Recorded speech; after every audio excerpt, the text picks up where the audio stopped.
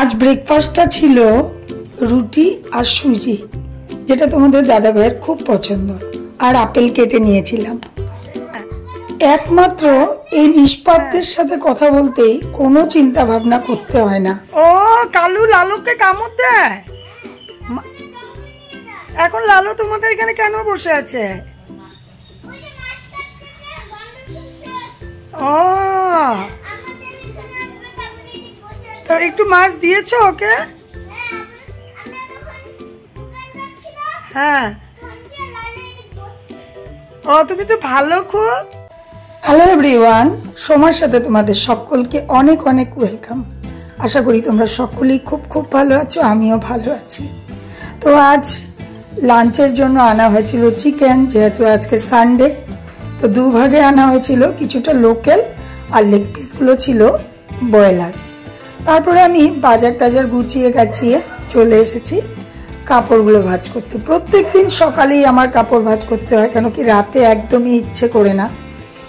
কাপড়গুলো ভাঁজ টাজ করতে করতে দেখছিলাম আমার হাতের মধ্যে কিছু একটা ইচিং হচ্ছে। তো আমি বেলটা পরে থাকি, এটা আমার মা এনে দিয়েছিল এক থেরাপি সেন্টার থেকে, যেটা পড়লে নাকি প্রেশার নর্মাল থাকে। তো এটা পরে পরে দেখলাম আমার হাতের এখানে একটা ইনফেকশনের মতন হয়ে গেছে। অ্যাকচুয়ালি এগুলো একটু ধোয়াধুয়ি করতে হয় হয়তো, আমি তো বুঝতে পারিনি, পরেই থাকতাম।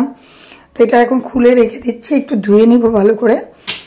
তো এই ইনফেকশনের মধ্যে একটু বোরোলিন লাগিয়ে দিলাম। কি রে, কেন দাঁড়িয়ে আছিস? তুই কি টেস্ট করব চিকেনটা? ও তোকে দিয়ে টেস্ট করা? কেন তুই টেস্টটা? হ্যাঁ, আমি আমার টেস্টটা খুব ভালো তো সবকিছুতেই। আচ্ছা, আমাকে দিয়ে টেস্টটা করে। আচ্ছা, তাহলে তো তোর এক পিস কমে যাবে, এক পিস তো তোর কমে যাবে তাহলে। Test trial. আচ্ছা আচ্ছা, কেমন হয়েছে খেয়ে বল। খুব ভালো বলে দে দাদা। চিকেন তো টেস্ট হয়। হ্যাঁ, সত্যি হলো আগের দিনের মানুষ তো। আমি করতাম এই টেস্টটা, ঠিক আছে, কিন্তু এখন আমার জায়গাটা আমার ছেলে নিয়ে নিয়েছে, আমার থেকেও ভালো টেস্ট করে হোক। একদম একটু লবণ, একটু ঝাল, একটু মিষ্টি কোনো দিকে কমই থাকে না, পারফেক্টলি বলে দেয় আর পারফেক্টলি হয়ও। আগে আমাকে দিয়ে মা সবসময় টেস্টটা করাতো, এখন ওই জায়গাটা আমার ছেলে নিয়ে নিল। তো আমারও পুজো টুজো দেওয়া কমপ্লিট। কয়েকদিন ধরেই আজকে আমাদের এখানে ওয়েদারটা মেঘলা, এবার জুন জুলাই হয়তো সেই গরম পড়বে।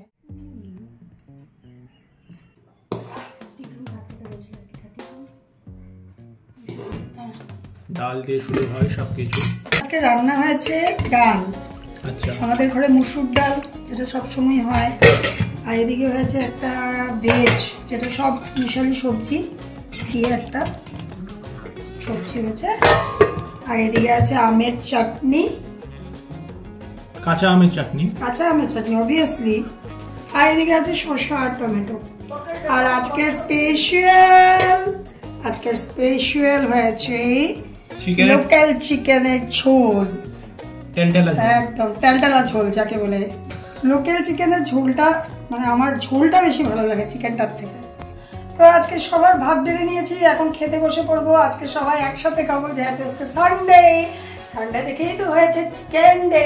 আজকে হয়েছে চিকেন ডে, তো সবাই খেতে বসে পড়েছে। আমি বসিনি, কেন কি তোমাদের দাদাভাই এখনো এসেছে, ঘরে এসেছে, কিন্তু খেতে আসতে ঠাকুর পুজো দিতে যেমন করে শঙ্খ বাজিয়ে ভোগ নিবেদন করা হয়, তোমাদের দাদাভাইকে ঠিক এরকম করে নিবেদন করতে হয়। তারপরে আসবে উনি, মহারাজ বসবে, তারপরে আমি বসবো খেতে।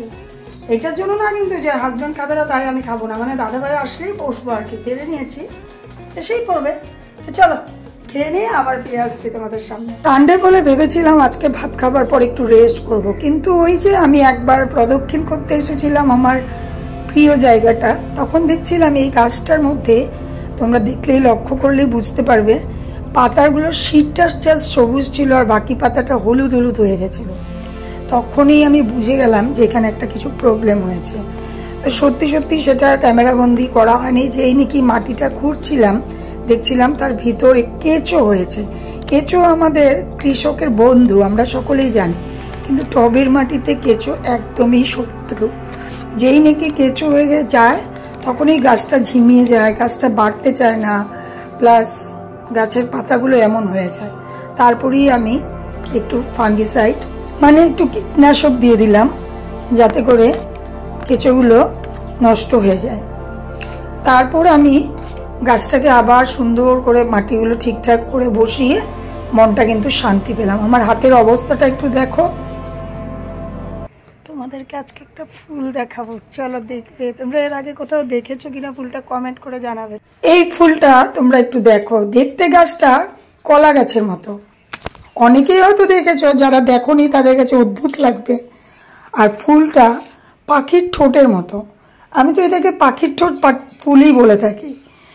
এই যে উপরের যে মানে ফুলটা দেখছো ঠিক এরকমই হবে, কিন্তু আস্তে আস্তে খুলে খুলে এরকম হয়ে যাবে। এখন আপাতত কলিটা এরকম। দাঁড়ানো যাচ্ছে না, মশা আমাকে পুরো রক্ত শেষ করে দিচ্ছে। এই যে দেখো মশা। চলো ঘরে যাওয়া যাক। তারপরে এসে আর কই, একটু শরীরটা ফেলেছিলাম বিছানায়। তারপরে দেখতে দেখতে সন্ধ্যা বসে গেল। এদিকে একটু রিমঝিম রিমঝিম বৃষ্টি হচ্ছিল। আমাদের এখানে আজ কয়েকদিন ধরেই বৃষ্টি হচ্ছে। এদিকে গাছের কাঁঠাল পেকেছে, আগমন হয়ে গেল আমার ঘরে। কাঁঠালের গন্ধে মোমো করছে। আমার না কাঁঠাল খেতে ভালো লাগে না বলবো না, কিন্তু মানে খুব একটা পছন্দ না, একদমই ভালোবাসি না। শুধু সবার মুখে শুনি কাঁঠাল খেলে নাকি এটা ভালো ওটা ভালো, তাই 2-3 কোয়া খাই, একদমই পছন্দ না। আর কাঁঠাল খেলে প্রচণ্ড অ্যাসিডিটি হয় আমার। তো এখন চা বসাতে চলে এসেছি। তোমাদের দাদা ভাই আজকে দুপুরবেলা যে ভাত খেলাম, দেখলেই ভাত খেয়ে তার আধা ঘন্টা পরে বের হয়ে গেছে কাজের উদ্দেশ্যে। আমার গলার আওয়াজটা সবসময় খুব বসে থাকে, তোমাদের হয়তো কষ্ট হয় কথা শুনতে বুঝতে। তো তোমাদের দাদা ভাই বের হয়ে গেছে, এখন আমি আর মা চা খাবো। আর আজকে বিকেলবেলা যখন কাজ করছিলাম, দেখো কতগুলো কারি পাত্তা, দেখা যাক কি করি, ফেলে তো দিব না। এরকম কারি পাত্তা মানুষে পায় না, আর আমাদের ঘরে এতটাই কারি পাত্তা, আর ছোট ছোট চারা অনেক উঠেছে। প্রতিটা দিনেই কিছু না কিছু নতুন হতে লাগবে সেটা তো নেই। তো আজকের দিনটা ওই নর্মাল লাইফেই গেল, ঘরে খেয়ে বসে উঠে। তো চা বসিয়ে দিয়েছিলাম, যেটা আমি আর মা খাবো, যেহেতু আজকে দাদাভাই নাই বললামই। চা ফুটে উঠেছে। চা করতে করতেই মাথায় একটা কথা আসলো, যে কেননা একটা জিনিস বানানো যাক হেলদি, যেটা দেখলে আমার মেয়ে খুব খুশি হয়ে যাবে। আর আমি ছোট থেকেই সবাইকে খুশি দিতে, মানে না জানিয়ে খুশি দিতে খুব ভালোবাসি। কইতে বাচ্চা 8:25, আমি চলে এসেছি চাল ধুয়ে নিতে। কেন কি আমি চালটা অনেকক্ষণ আগে ধুয়ে রাখলে, মোটামুটি 2 ঘন্টা আগে যদি ধুয়ে রাখি, ভাতটা কিন্তু একদম ফুলের মতন সফট হয়। তাই চাল টাল গুছাচ্ছিলাম আর চুপচাপে ভাবছিলাম যে জিনিসটা করব, একটা কিছু বানাবো। তো চালটা ধুয়ে এখন ঢেকে রেখে দেবো। ভাত এখন বানাবো না, ঠিক 10টা বাজলে ভাতটা বসাবো, কেন কি আমাদের খেতে খেতে 10:30 হয়। এদিকে আমি একটু ডালিয়া বানিয়ে নিচ্ছিলাম। আজকাল মেয়ে রাতে ডালিয়াই খায়, একটু সুপি সুপি করে বানাই, সেটা দিয়ে ও দুপুরে যেটা সবজি থাকে সেটা দিয়ে খেয়ে নেয়। বেশি ড্রাই করলে একদম ভালোবাসে না। তো চালটা ধুয়ে নিলাম, এই যে ঢেকে রেখে দিব। আর এদিকে ডালিয়াটাও কিন্তু আমার হয়ে গেছে। ও যখন খাবে এটা আর একটু বসে যাবে, মানে একটু টাইট হয়ে যাবে। তারপরে ডালিয়া রেখে এখন চলে এসেছি সেই ডিশটা বানাতে। হ্যাঁ, কাজু বাদাম, পনির, 1 চিমটি লবণ, একটু ভিনেগার, একটু চিনি আর একটু লঙ্কার গুঁড়ো। তোমরা পরিমাণগুলো দেখতেই পাচ্ছ। তো আমি ফার্স্ট টাইম বানাবো, তো তাই রিস্ক নিচ্ছিলাম না বেশি করে বানানোর, অল্প করেই বানাবো। তো একে একে মিক্সিং জারে, হ্যাঁ কাজুটা আমি একটু ভিজিয়ে রেখেছিলাম 10 মিনিটের মতো, কাজু বাদামটা নিলাম। আর ফ্রেশ পনির, আমাদের ঘরের যেটা পনির বানানো হয়, তোমরা অনেকেই জানো, আমার মা নিজের হাতে দুধ ফাটিয়ে পনির করে, এই পনিরটা দিলাম। তারপরে একে একে এটার মধ্যে ওই যে লবণটা, চিনি, লঙ্কার গুঁড়ো, ভিনেগার সব কিছুই দিয়ে দিব। আর কিছুই না, চলো দেখতে থাকো। হ্যাঁ, জলের জায়গায় একটু তাজা আমুল দিয়ে দিলাম। তারপরে এটাকে ভালো করে ব্লেন্ডিং করব।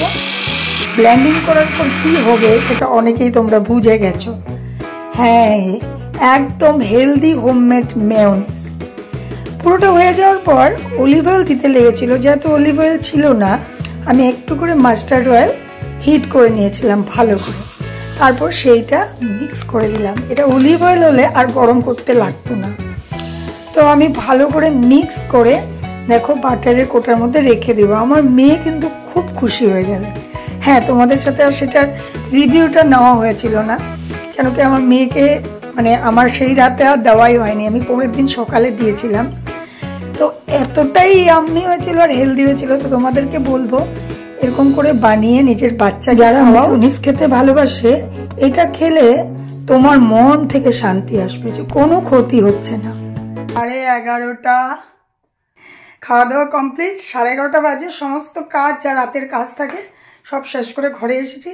আর আজকে তোমাদের দাদাভাই একটু তাড়াতাড়ি এসে গেছিলো, সেটা আর তোমাদের সাথে বলা হয়নি। এই যে রাতের বেলা তোমাদের দাদাভাই খাওয়া দাওয়ার পরে এইভাবে করে শুয়ে শুয়ে মোবাইল দেখে আবার কিরকম করে তাকায় ক্যামেরার দিকে, মনে হয় অনেক বড় অপরাধ করে ফেলছি নাকি, বিরাট বড় একটা অপরাধ করে ফেলছি, ওকে দেখিয়ে ফেলছি। বাবা, তোমাকে দেখালে কি আমি ভাইরাল হয়ে যাবো? হ্যাঁ, তোমার কি মনে হয় তুমি যে তোমাকে যে দেখালাম তো আমি কি ভাইরাল হয়ে যাবো? তাহলে এই ভিডিওটা ভাইরাল, তাই তো? এটা ভাইরাল ভিডিও। চলো আজকে ভিডিওটা এখানেই শেষ করছি।